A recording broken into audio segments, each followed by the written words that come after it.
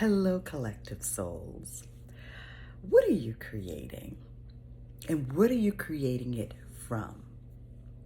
I asked this question because I had an interesting conversation with a student of philosophy that's studying the protest movements.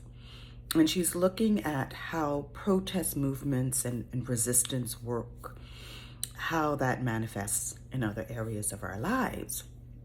And although there's nothing wrong with that area of study. I think it's quite fascinating.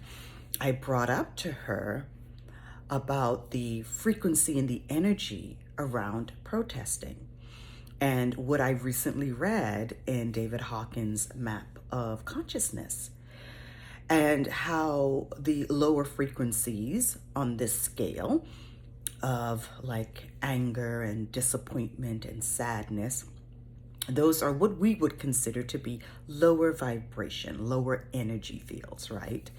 And then, of course, if you're at courage and hope and love and enlightenment, those are higher vibrations, right? And so I want us to think about this in the context of how we make decisions and choices, and particularly at this particular time, how this plays into how we're deciding where our vote is going in the US election this year. And the reason why I brought that up is because there's so much discussion around the cognitive capacity and the mental capacity and behaviors and all of this around these two candidates, right? And the comparing, right? If you're going with the lesser of two evils. But at the end of the day, like I've always said, this comes down to us, right? Yes, it's a vote, it's a choice. But when you go into a ballot box, when you make a decision that is going to affect your life, are you making that decision and choice out of fear? And I want you to think about that. If fear and scarcity is the motivation, and I'm not saying that this is right or wrong, I just want you to open up and hear what I'm saying. And if you believe that the energies are at play here, okay, then when you go in and you make a decision or place your vote around that, do you believe that you're yielding more of that, right? If you believe that your vote doesn't count, your voice doesn't matter, are you yielding more of that? Are you bringing more of that into your reality? So the reason why I wanted to talk about this is because when we look at protesting, right, we think of it as people coming together. We want what's best for everyone, and we're going out there and we're letting our voices be heard. And all of this is based on hope and love and equality. But if you really, really think about it at the surface of that, not the surface, I'm sorry, but underneath the surface of that, whether it's what we call peaceful demonstration, there is still this fear, right?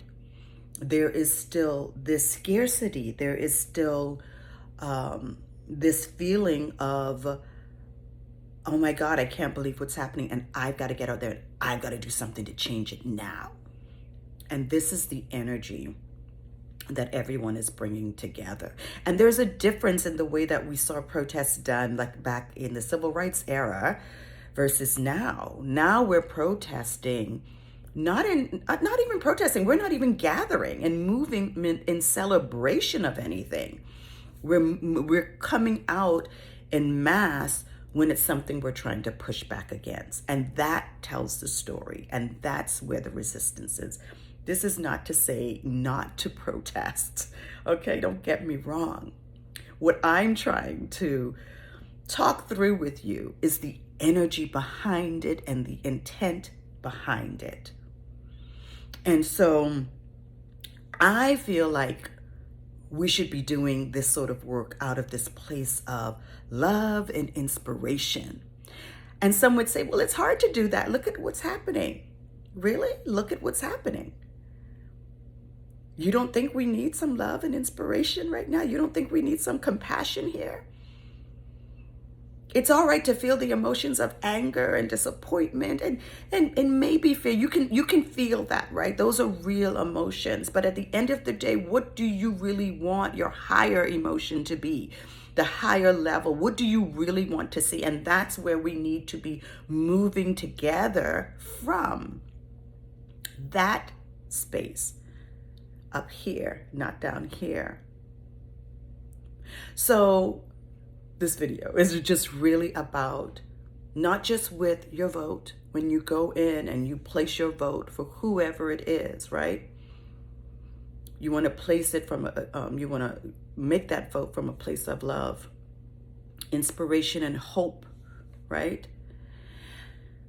When you make a decision that affects your life, you want to make that decision not from fear, not because of you're afraid of what's going to happen, but really from a place of courage and love and inspiration.